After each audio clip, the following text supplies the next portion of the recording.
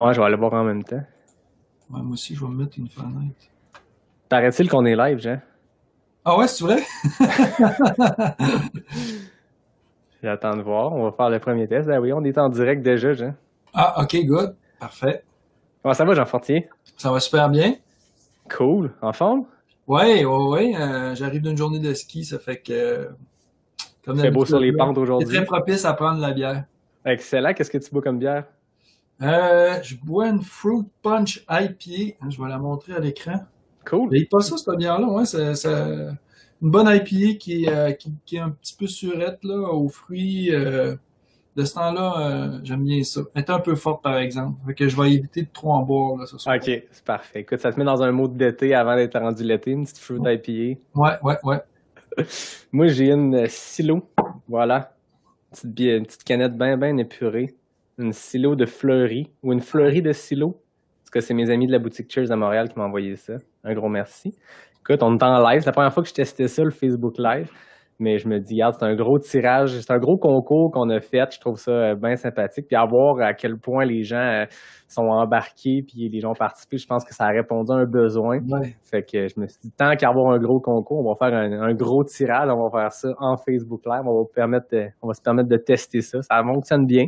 Puis écoute, si la discussion est intéressante, peut-être que ça finira par être mon épisode du week-end que je vais lancer. On verra. Pourquoi pas? Ouais. Avant qu'on fasse le tirage, parce qu'il faut faire un petit hype, pour faire un petit build-up, là, j'avais promis que c'était à 18h, puis là, on est déjà un peu d'avance. Là qu'on parle des grosses annonces, parce que depuis quelques semaines, le QNT, c'est coup sur coup sur coup des grosses annonces super intéressantes. Première chose, le Golden Trail Series, j'en ai un peu jasé avec Maude Matisse que j'ai reçu, qui avait gagné la Golden Trail Series, Ouais. qui est une série de courses de Salomon à l'international, qui est comme une espèce de Ultra Trail World Tour de marathon de montagne. Ouais. Ouais. Puis là, comment le QNT s'est faufilé dans ce line-up de courses-là? Comment ça s'est présenté comme opportunité? Ben, dans le fond, comme euh, on a su qu'ils voulaient faire une série américaine, mais que ça se préparait, mais en fait, on n'a pas soumis de candidature ou quoi que ce soit. Tu sais, je pense que c'est venu naturellement parce que là, ce qu'ils ont voulu faire, c'est faire une série américaine, donc Canada, États-Unis, et puis ils ont choisi deux courses au Canada, deux courses aux États-Unis, trois courses aux États-Unis plutôt, oui. Puis ben moi j'ai été appelé par la directrice marketing de Salomon Canada, puis elle m'a dit on aimerait ça vous intégrer dans la série. Je pense qu'ils ont pensé à nous autres naturellement, c'était vraiment cool, tu sais. Puis moi j'ai dit oui tout de suite là, c'est sûr. Ben oui, Ouais. c'est clair, c'est une super opportunité parce que c'est ça que je voyais, tu sais, l'année passée ou la première année de la Golden Trail Series, tu avais 4 courses européennes, puis tu avais le Pikes Peak Marathon, qui est une course mythique aux États-Unis, qui était Ouais. le seul arrêt américain de cette tournée-là. Là, Ouais. ils lancent vraiment une série nord-américaine, donc 3 courses US avec Pikes Peak qui est là, deux Ouais. courses canadiennes, puis ça va être cool. Est-ce que tu penses que ça va amener, c'est sûr, cette année, c'est le contexte COVID qui est un peu tannant, mais je suppose qu'une opportunité comme ça va amener des internationaux sur le QMT 50. Ben certainement des coureurs des États-Unis, ça c'est sûr, parce que pour eux autres, c'est comme c'est un peu le même principe que la série mondiale. Faut que tu t'amasses des points si tu veux participer à la grande finale à la fin de la saison. Puis bon ben ça va leur permettre eux autres de pas s'en aller, de voyager moins loin si tu veux. Mhm. Au lieu de prendre l'avion pour l'Europe, ben ils pourront accumuler les points ici. Fait que ça, je suis pas mal certain que oui, là, il va y avoir tu sais, de la Colombie-Britannique, de l'Alberta, puis toutes les autres provinces canadiennes, plus probablement l'Est des États-Unis qui va se diriger vers ici. Peut-être d'autres, on verra là à l'international qu'est-ce que ça fera, mais on est vraiment content là. Ouais, c'est un méchant beau trip. Moi, en fait, j'ai vu ça avant de voir quand le Québec Mégatrail a partagé cette info-là. J'ouvre mon Instagram, je vois le Golden Trail Series ou Salomon qui partage de quoi. Je fais, ah, cool, il lance une série nord-américaine. Beau. Je vois le QMT là, je fais, OK, c'est vraiment trippant. Il y a un petit sentiment de fierté aussi, je pense, pour les coureurs de trail du Québec de faire, ah, ben, il y a un peu de chez nous dans cette grosse tournée américaine-là. T'as l'Ultra Ouais. Trail World Tour avec Arikana, t'as le Golden Trail Series avec le QNT. Fait que, on commence à faire notre marque des événements comme ça. C'est le fun de voir nos événements rayonner puis susciter l'intérêt. Puis tu l'avais dit à l'épisode qu'on avait fait ensemble, l'épisode numéro 11, tu sais, QMT 50, c'est probablement une des courses de 50K les plus difficiles qui existent en termes de dénivelé, de technicité. Fait que ça va être beau de voir des athlètes de haut calibre hors Québec qui vont venir s'essayer parce que, tu sais, si tu regardes les courses de la Golden Trail Series, c'est des courses européennes à l'européenne. Fait que, tu sais, des marathons de montagne assez roulants. Quand tu vois la vitesse à laquelle ça se fait, c'est roulant, là. Mistachibo, il faut pas rouler bien là-dedans. Hein. Non. Ça va être assez différent comme type de terrain. Puis même les courses américaines sont quand même assez roulantes là. Quand on parle du Wetoku, le 50, je pense que c'est assez roulant. La Broken Arrow, ça, je suis moins sûr que c'est roulant. Ouais. Mais en tout cas, moi j'ai juste hâte qu'ils puissent venir ici puis découvrir notre course. Puis tant mieux là si ça projette le fait que les organisations québécoises, ben c'est des bonnes organisations. Tu sais, je pense qu'au Canada, on se situe quand même assez bien. On a une bonne réputation. Puis dans la majeure partie de tous les événements québécois, je sais pas si tu sais, je pense que c'est pas de la fausse fierté de se dire que ici on est des bons organisateurs. Là. Tu sais, tu penses au festival d'été, au festival de jazz. Au championnat du monde de vélo de montagne que Gestev organise, puis que le ski de fond aussi qu'ils ont fait, tout ça, tu sais, c'est de l'expertise dans le fond retombe un peu sur nous autres parce que tu sais on apprend aussi de ça parce qu'on participe à ces événements-là, on les voit aller, puis leur façon de faire les choses, on les apprend, puis on aussi, par la porte d'en arrière, plus tu organises, plus tu sais qu'ils ont fonctionné de telle façon. Fait que l'expertise québécoise en matière d'organisation d'événements, je pense qu'elle est vraiment bonne puis réputée dans le monde. Là. Ouais, puis je pense qu'elle est très orientée sur l'humain, sur les gens, sur l'expérience des gens. Ouais. N'importe quel événement, comme tu dis, les événements sportifs. Puis on l'a vu même avec comment certains événements sont revirés sur un scène avec la COVID et tout. C'est toujours avec le souci des gens au cœur de la décision, puis on l'a vu ne serait-ce que par le QMT qui a reporté ses inscriptions et tout ça, versus, pour ne pas les nommer, des événements qui ont juste dit, ben, on remet à l'an prochain, ton inscription va à l'an prochain, mais on garde 75% de ton inscription, tu sais, ça a créé des frictions, puis ça crée un peu de sentiments négatifs versus les événements ici qui sont centrés sur les gens, sur l'expérience des gens, puis de revirer ça, que ce soit en mode virtuel ou de remettre les inscriptions, tout, mais c'est exactement. Je pense qu'on a une belle tradition d'organisation d'événements au Québec, puis ça va être le fun de voir nos courses justement rayonner à l'international comme ça. Ouais. Parlant de rayonnement, là, la grosse annonce de la semaine, c'est le QMT 100 miles. Je pense que le 100 miles, c'est la distance mythique de l'ultra. C'est l'espèce de Saint Graal de l'ultra. Ça fait longtemps que les gens se disent il va te avoir demandé un 100 miles au QMT. Puis je te l'avais posé la question. J'avais essayé de te tirer les verres du nez, mais je comprends la game. Je travaille en com. Je sais c'est quoi de garder son exclusivité pour la grosse annonce. Mais c'est vraiment trippant de voir ça. Puis avoir l'engouement que ça a eu cette semaine quand vous avez annoncé le QMT 100 miles. Moi, je voyais, vous avez annoncé en disant on s'attend à avoir une centaine d'inscriptions la première année.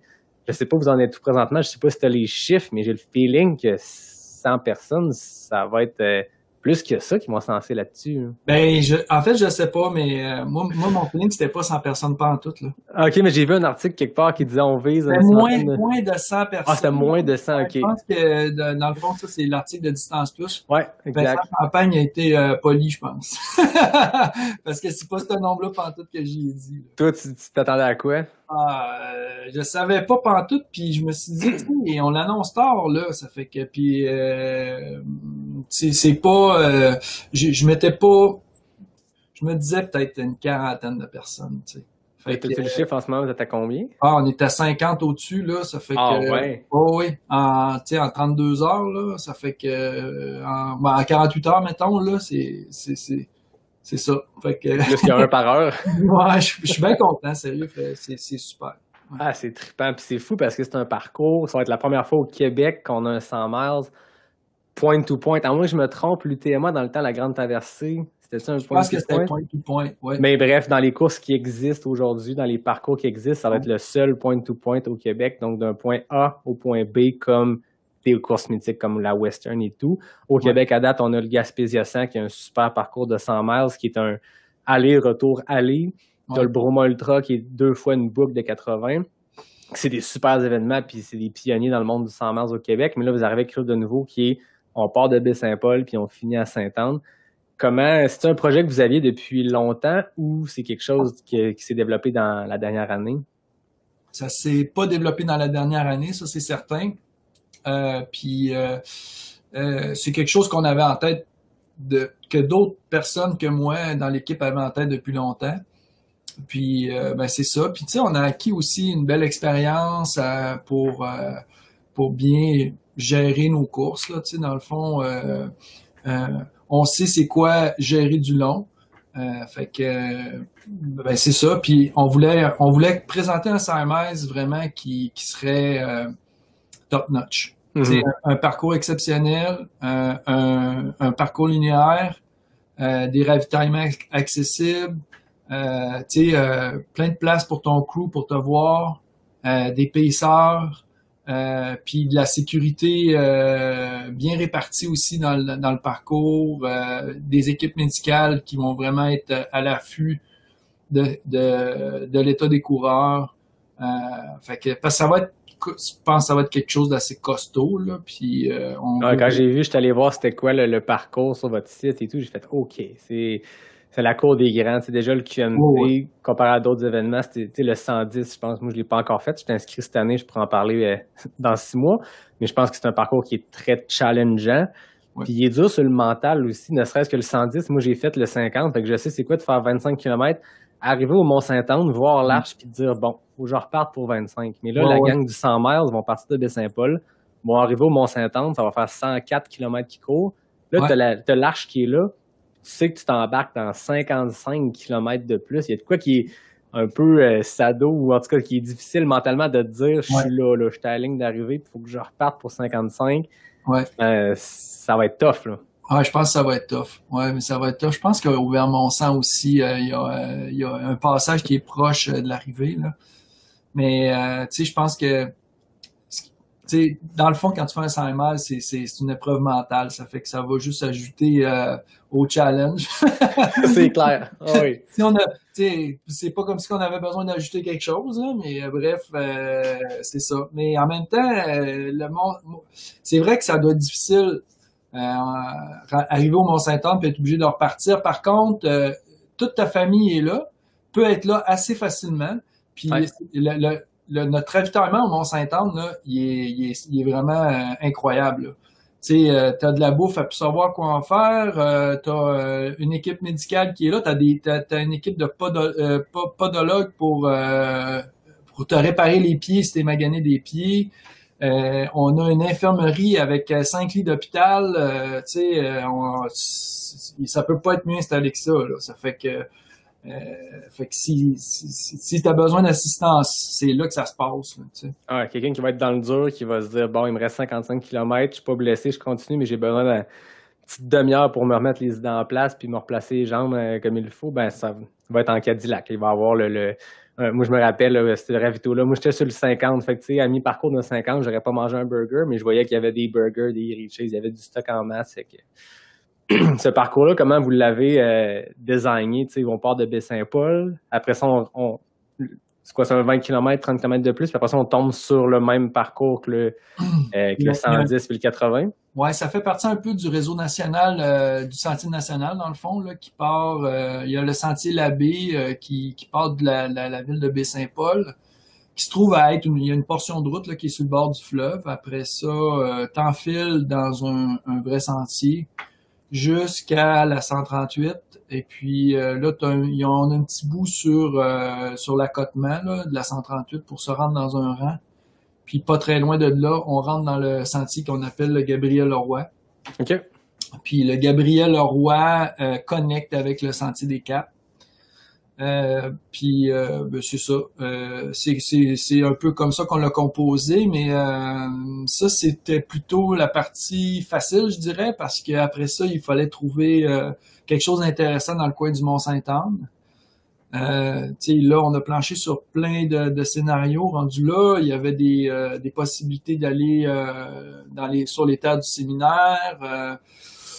Puis ça, on a comme un peu, on l'a regardé beaucoup parce qu'on trouvait ça intéressant. Ça faisait comme une grosse boucle de plus à faire dans le coin du Mont-Sainte-Anne.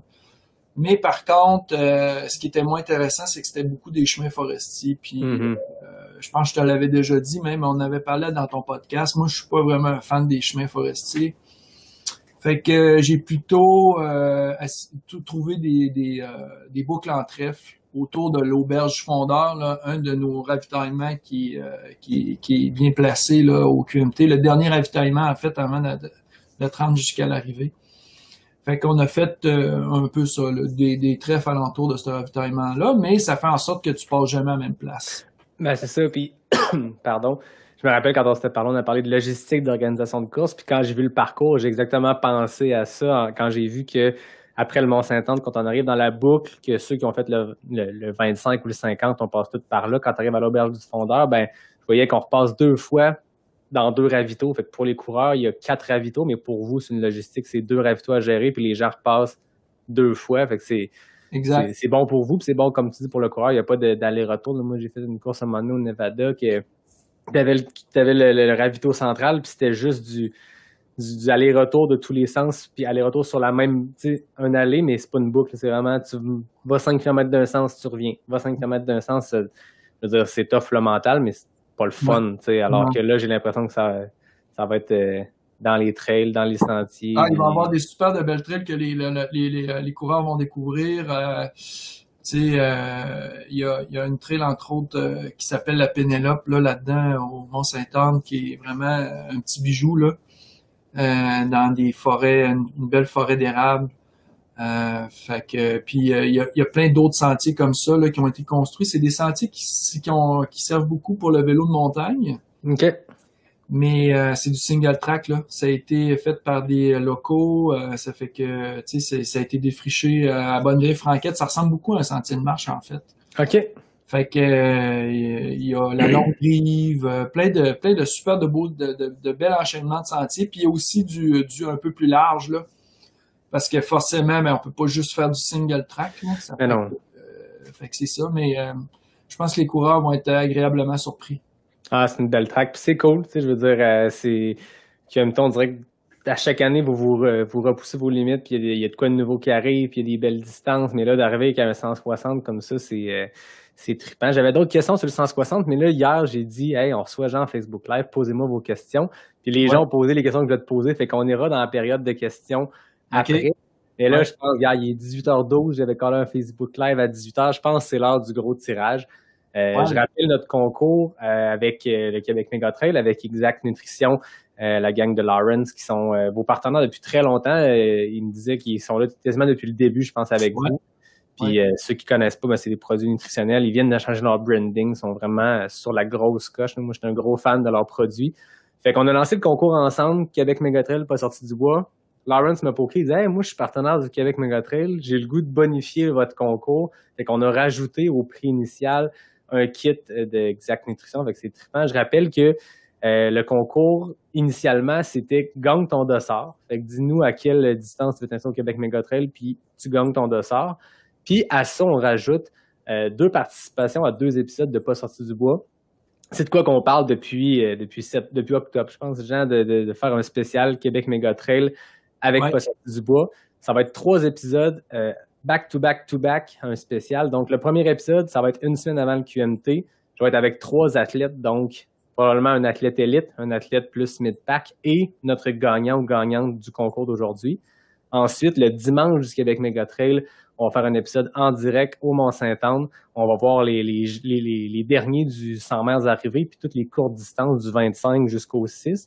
Puis moi, ben, grosse décision, j'ai décidé que le lendemain de mon 110, je faisais le QMT 6 avec ma mère qui va avoir sa première expérience de trail. Ma mère, après avoir été mon crew à l'UTHC. Après, mes parents m'ont toujours bien supporté dans mes événements de course. Ben là, ma mère a décidé qu'elle se lançait sur le QMT6, puis ma soeur aussi. Fait que je me suis dit, je sais pas dans quel état je vais être. Je leur disais à la blague, je vais vous pacer, mais je pense que vous allez c'est l'expression on drop son pacer, là. Je vous confirme que ma risque de me plancher.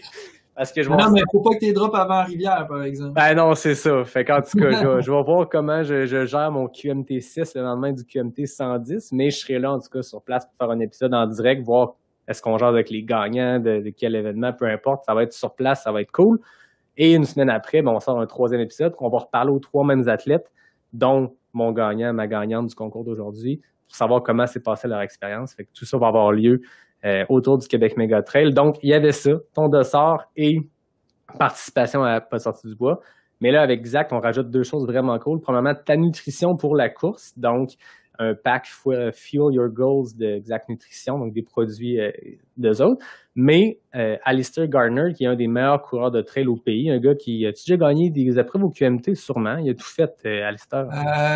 Je pense qu'il a déjà gagné le 48 km, Alistair, si je me trompe pas. Ouais.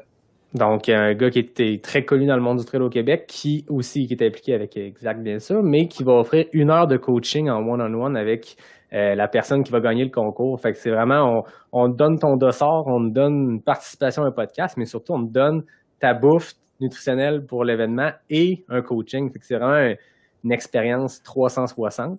Puis, écoute, on est à 258 participants au concours. Donc, c'est vraiment trippant. Puis, ce qui est le fun, c'est que si vous gagnez, ben vous allez gagner tout ça. Mais si vous ne gagnez pas, là, vous étiez commis, vous étiez prêt à gagner puis vous faire donner un dossard. Fait que j'ose espérer que le défi sportif va quand même vous animer puis que vous allez vous inscrire ce soir ou demain pour l'épreuve que vous aviez identifiée. Fait que, écoute, j'ai sorti mes talents de bricolage. J'ai un pot ici, je sais pas si on peut voir à la caméra, un pot avec 258 participants, des gens qui ont participé à la dernière minute, fait que j'ai rajouté des post-it tantôt là-dedans, mais j'ai mes 258 participants dans le bol.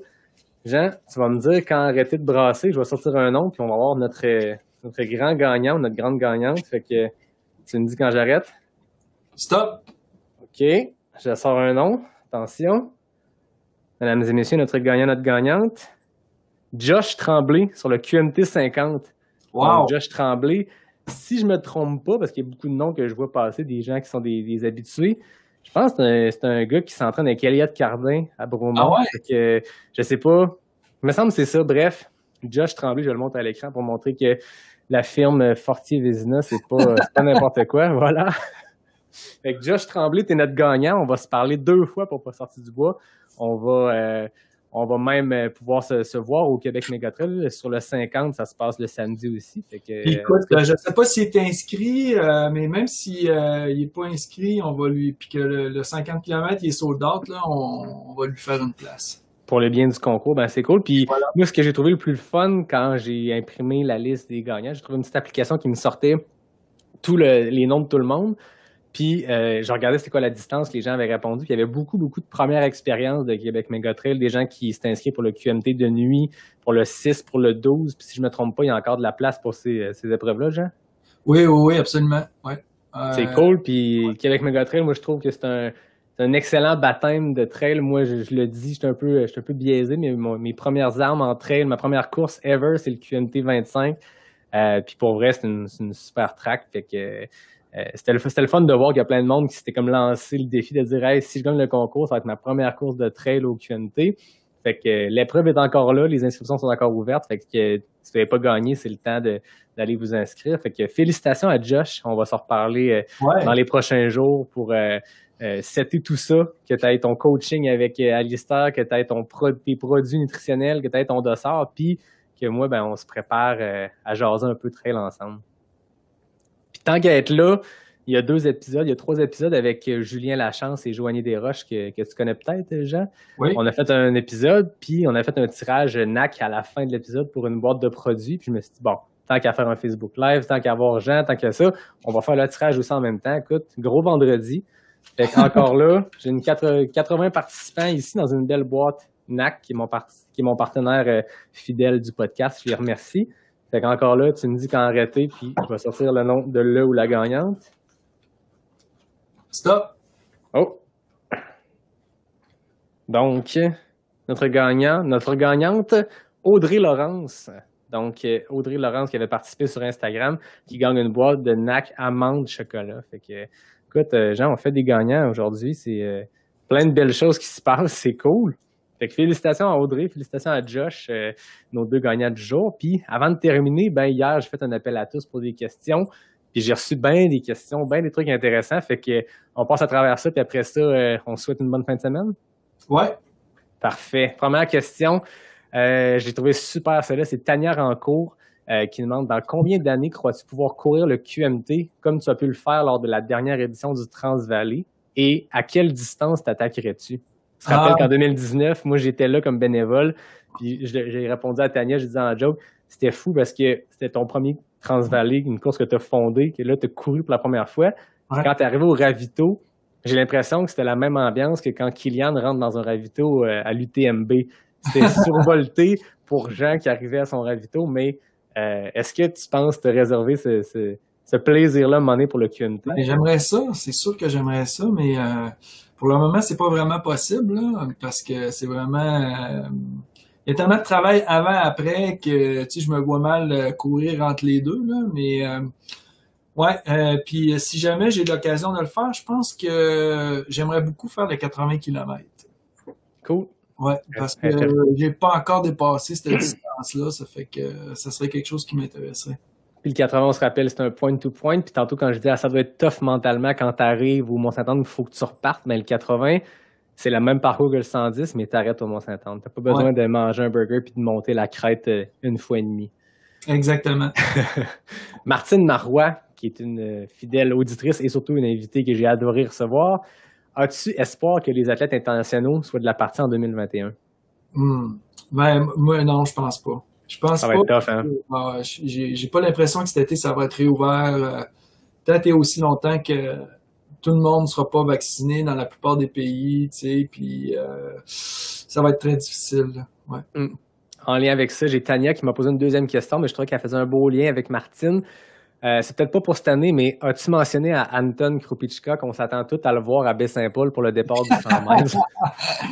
On imagine ça, hein? Anton, vendredi, 22h, en chess, Anton. Mais je pense qu'il a arrêté de courir, Anton. Ben écoute, cette année, il était supposé faire Black Canyon parce que ça fait quelques années qu'on parle de son retour. J'ai même un t-shirt Anton 2020, le grand retour, mais il était supposé faire Black Canyon puis essayer de se qualifier pour Western, puis c'est pas arrivé. Donc, mais écoute, le jour qu'Anton voudra venir au Québec, je suis sûr que si trouver un dossard pour le QMT, ça sera pas trop tough. Ben, ce qu'on pourrait faire pour Tania, c'est peut-être l'inviter à venir se promener au QMT en chess, puis... Voilà. C'est ça. Ceux qui ne connaissent pas Anton, tapez Anton Krupicka, vous allez voir pour qu'on parle de gars en chess. Dave Clément, un coureur qui est dans les Gringos, le Gringos Running Club, qui, en fait, Jean, tout est à mi-chemin entre mes deux épisodes avec la gang du Gringos Running Club. J'ai Olivier Hubert-Benoît que je reçois la semaine prochaine, puis j'avais Marie-Ève Trottier que je recevais cette semaine. Donc, Dave demande, quelles sont tes prévisions concernant le premier record du parcours de 100 miles? En combien de temps tu penses que ça va se gagner cette année, ce premier 100 miles-là? Moi, je pense c'est difficile. Je vais guesser sur 19 heures. 19 heures quand même, c'est un gros temps pour un 100 miles. Avec quoi, c'est 6500 mètres de D+? 500, ouais. Ça va surtout dépendre des conditions. Hein. Ça va dépendre de voir si les sentiers sont secs ou pas, premièrement. Fait que, 19 heures, je pense que ça pourrait être bon temps. C'est un bon temps dans des bonnes conditions, je pense. Ouais, Dave Clément, mais je pense que si je me trompe pas, il avait participé au concours, puis il avait dit qu'il voulait s'inscrire au 100 miles. Fait que est-ce que Dave sera sur le 100 miles? Je pense qu'il voulait se pacer sur la prédiction du directeur de course parce que je connais pas Dave sur 100 miles, mais je sais que c'est un solide coureur de marathon à Québec. Fait que, en tout cas, Dave, à voir si tu t'inscris sur le 100 miles. Ludovic Dubois, est-ce que le 100 miles fera partie de la liste des épreuves des années à venir ou c'est juste pour cette année? Définitivement, si on fait ça, c'est pour un long bout, là. C'est pour le long terme. Ouais. Et est-ce que le but, c'est de garder aussi ton 110 et ton 80 dans la forme qu'ils ont en ce moment? Le 80, certainement. Le 110, ça va dépendre de la demande, je pense. Mais en même temps, je sais pas. On dirait que je suis comme ambivalent par rapport à ça. Puis en même temps, peut-être que le 110 va conserver de la popularité auprès des coureurs, là. Puis là, ce que je voulais pas qu'il arrive, c'est que ceux qui courent le 100 000 soient pas brimés parce que le 110, il y a beaucoup de il y a beaucoup voyons comment que je dirais ça, de choses à gagner quand tu fais le 110. Premièrement, ben, tu te qualifies pour la Western State à 5 points UTMB. Après ça, si tu gagnes, tu t'en vas à diagonale. Même si tu gagnes pas puis t'es finissant, tu as un bypass pour la diagonale. Fait que c'est difficile de se situer par rapport à ça. Ça fait que là, on se disait, qu'est-ce qu'on va. Puis là, 100 000, la Western State nous a contactés, puis nous a dit que il allait nous l'ajouter, puis nous mettre qualificatif, puis il allait garder aussi 110 qualificatifs. Fait que ça, c'est merveilleux. Ouais, c'est cool pour cette année, là. Ouais, vraiment. Puis, tu sais, ça va l'être dans le futur aussi. Fait que le championnat canadien d'Ultra Trail qui était sur le 110 reste sur le 110? Non, le championnat canadien, en fait, cette année, il est sur le 50 km. OK, il est seulement sur le 50. Ouais. Je comprends. Ouais, fait que c'est ça. Puis, ben, c'est ça. Fait que là, on va voir. Pour l'UTMB, mais ça, c'est un peu quand c'est une formalité, là. C'est des points TRA de base que chaque course a. Ouais, exactement. Puis là, ben, pour la diagonale, ben là, c'est une autre histoire, là. On verra en temps et lieu. Cool, intéressant. Steven Brooks, Jean, penses-tu que les courses en sentier sont assez inclusives au Québec? Qu'est-ce qui pourrait être fait pour améliorer l'inclusivité, à ton avis? C'est en lien avec mon épisode de cette semaine où je jasais avec Marie-Ève qui avait un discours super intéressant sur le sujet, mais est-ce que... C'est une bonne question. Sûrement que quand on parle d'inclusivité, on parle aussi tu sais, d'être capable de donner la possibilité à tout le monde de pouvoir finir notre parcours là, puis au plus lent. Comme je sais qu'il y a beaucoup de femmes qui se questionnent un peu sur le fait que les cut-offs s'appliquent. C'est les mêmes cut-offs qui s'appliquent à eux qui peuvent s'appliquer aux gars. Là, on fait pas de distinction, ça fait qu'il y a pas de laisser-passer pour les femmes, même si en général ils sont un petit peu moins rapides.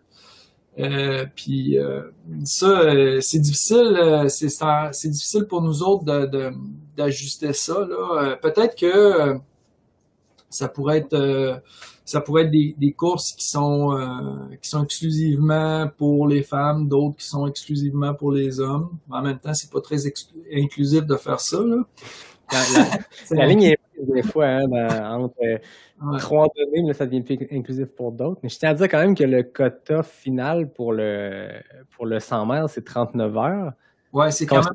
Je pense avoir un gagnant autour de 19 heures. C'est quand même le double du temps qui est alloué. Puis l'inclusivité ou homme-femme, je pense même pas à ça. Je pense juste ton quota final est quand même généreux pour tous les coureurs. Oui. 100 mètres, des fois, où la distance entre l'heure du gagnant et l'heure maximale est quand même serrée. Là, tu as le double du temps entre ton gagnant et potentiellement ton dernier finisher. Fait que je trouve que c'est déjà une bonne inclusivité de votre côté. Tu sais, c'est sûr que ça touche pas juste le sexe, là, ça touche là, tu sais, il y a beaucoup de questionnements ces temps-ci dans les courses, puis même un peu, on le voit là dans les magazines américains d'Ultra Trail. On voyait toujours des gars blancs sur les couvertures ou des femmes blanches sur la couverture. Puis là, ben, ils ont commencé à changer ça depuis ce qui s'est passé cet été. Fait que là, on voit un peu plus de noirs qui sont sur les couvertures, puis ils les mettent de l'avant. Ces coureurs-là aussi, ont le droit d'avoir une certaine visibilité. Puis la question, c'est vraiment pas jamais posée ici parce que nous autres, ça va de soi, là. Je veux dire, puis ça serait le fun aussi de commencer à penser à promouvoir notre course dans des marchés qui sont peut-être un peu moins naturels pour nous autres, là, tu sais. On pense toujours à l'Europe où ce que c'est très anglo-saxon comme clientèle, mais il faudrait peut-être se pencher plus vers l'Amérique du Sud, vers les pays d'Afrique. Il y a beaucoup de coureurs, il y a beaucoup de courses d'ultra aussi, puis ça a l'air d'être je voyais au Mexique, je voyais en Argentine, il y a un bon boom de l'ultra trail, un peu comme on vit au Québec en ce moment depuis peut-être les 5-10 dernières années, puis ça progresse là-bas aussi, puis c'est cool à voir, puis il y a des solides coureurs aussi qui arrivent de ces milieux-là. Là. les organisations aussi peuvent faire par rapport à ça, c'est donner la chance à ces coureurs-là, parce qu'il faut que tu puisses les encadrer, les épauler, pas les encadrer, mais plutôt les épauler dans leur demande de visa. Mhm. Il y a beaucoup de pays comme ça qui peuvent pas venir au Canada parce que les demandes de visa, c'est trop compliqué pour eux autres, là. Fait que, tu sais, c'est sûr que pour nous autres, c'est pas quelque chose qu'on connaît. Faudrait apprendre la mécanique un peu de ça. Mais je pense qu'on pourrait s'y attaquer là pour donner la chance à ces gens-là de venir nous visiter ici, là. Mm. Ah, c'est intéressant. Puis je tiens à le dire, tu sais, l'épisode de cette semaine, on parlait beaucoup de ça avec Marie-Ève, puis elle m'a écrit, puis moi aussi de mon côté, j'ai reçu que des commentaires positifs par rapport à cette position-là. Puis tu sais, on s'entend que c'était rien de controversé, c'était juste de questionner la place des femmes dans les ultras, puis est-ce que les règlements permettent ça, puis après ça, c'est l'inclusivité aussi, mais c'est aussi une question de ce qu'on met à disposition dans les ravitaux et tout ça. Puis j'ai reçu vraiment plein de messages positifs par rapport à ça. J'ai reçu rien, en fait, de négatif. Puis pareil, Marie-Ève de son côté.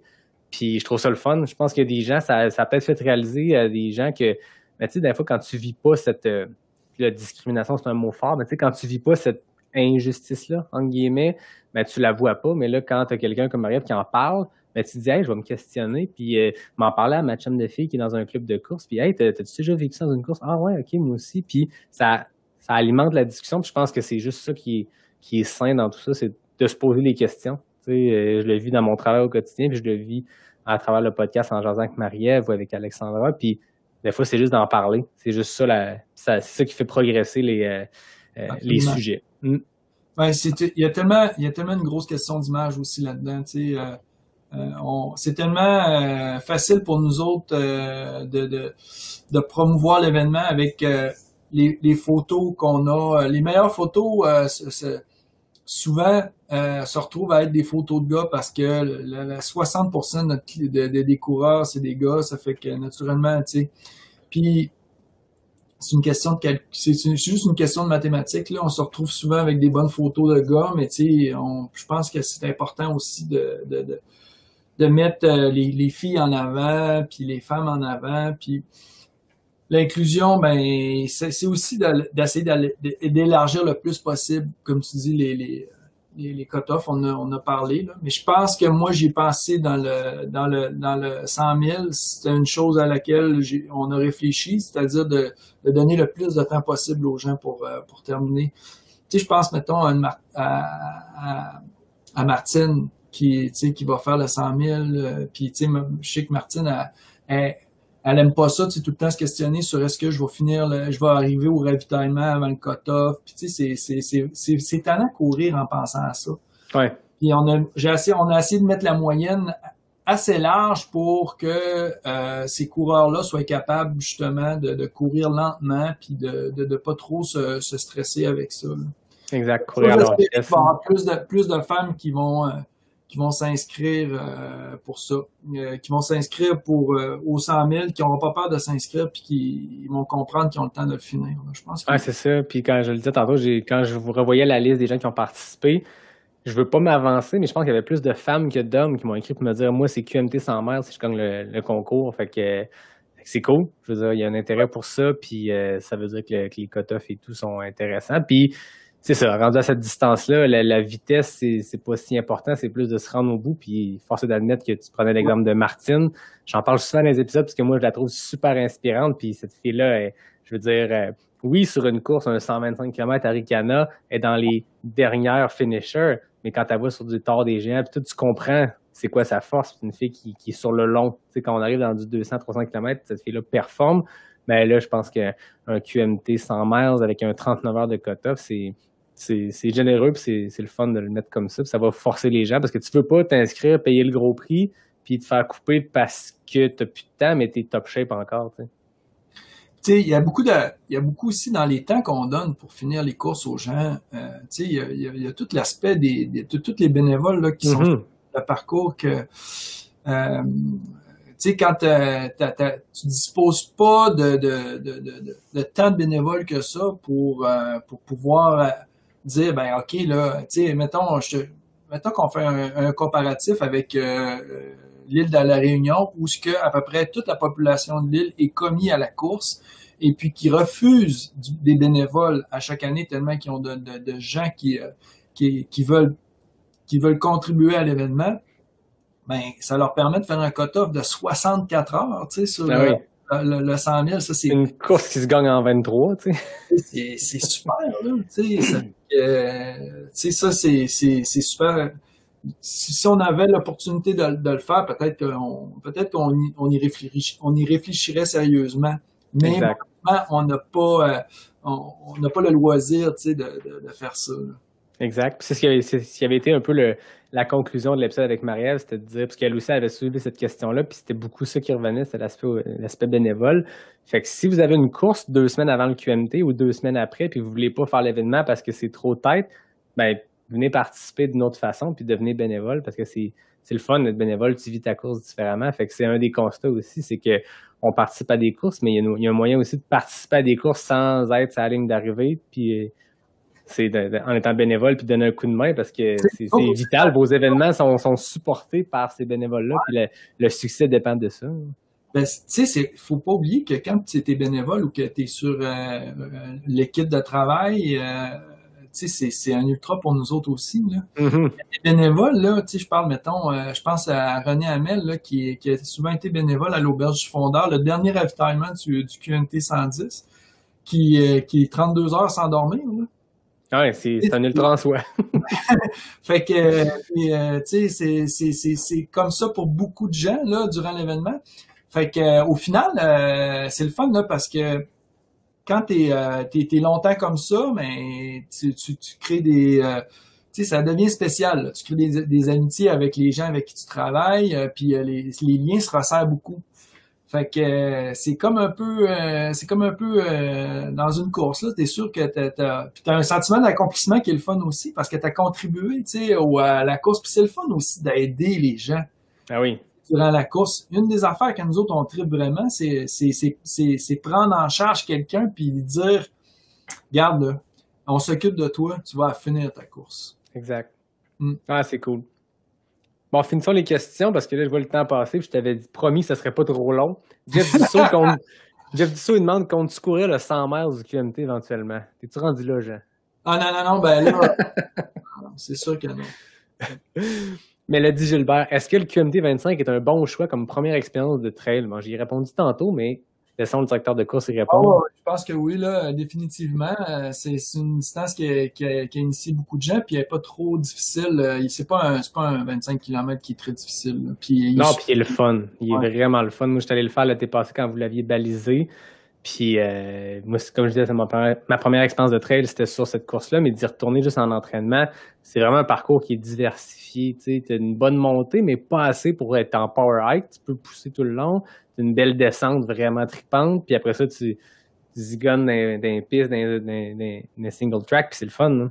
Ouais, vraiment. Il n'y a pas beaucoup de chance. Donc, ce qui est le fun aussi, il y a un aspect qui est le fun dans le 25, c'est qu'il n'y a pas grand chance que tu te retrouves tout seul. C'est peut-être un petit peu sécurisant, tu sais, quand tu fais ton premier. Il y a beaucoup de monde d'inscrits, puis il va y avoir du monde un peu partout sur le parcours. Puis là, ce qui va être le fun avec le 25 km cette année, c'est qu'ils vont croiser du 100 000. Ça va être cool, ça. Ah, c'est clair, j'avoue. Ils vont encourager quand ils vont passer, ça va être cool, ça.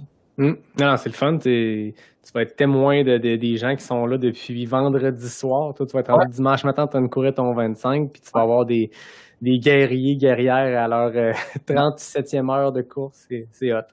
2 petites questions bien légères pour finir. Martine Marois demande, peux-tu acheter des chips tagués sans gluten, s'il vous plaît?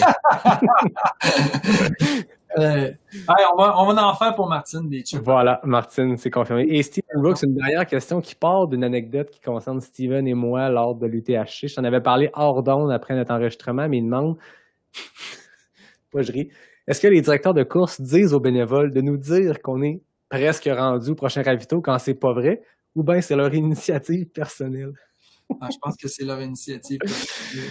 Ça part d'une histoire que Steven et moi, on a couru l'UTHC ensemble, puis on part du ravito à la CEPAC au Haut-de-Gorge, puis on croise un truck de bénévoles de la course qui nous disent, c'est quoi le premier ravito après Haut-de-Gorge, je me rappelle pas du nom, mais il est assez rapidement après le jet bleu, c'est ça.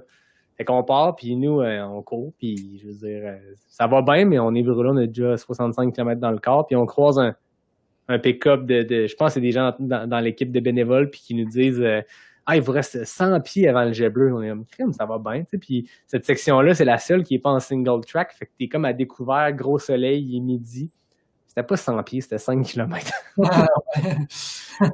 Mais c'était une question pour la joke. On le sait que c'est pas le directeur de course qui dit ça aux gens, puis les bénévoles veulent bien faire, mais c'était juste, je pense que c'est un running gag dans toutes les courses. T'as toujours un bénévole une fois qui te dit d'ici là, ça fait juste descendre. Mais ça arrive dans toutes les courses, hein. Ben oui. C'est la gaffe à ne pas faire, c'est demander aux bénévoles quand est-ce que tu arrives. Exact. Quand Steven l'a posé la question sur Facebook, t'as Tania puis Martine qui ont répondu que c'est pareil à Hauteur des Géants, puis c'est pareil à telle place. Merci à tout le monde pour les questions, c'était cool.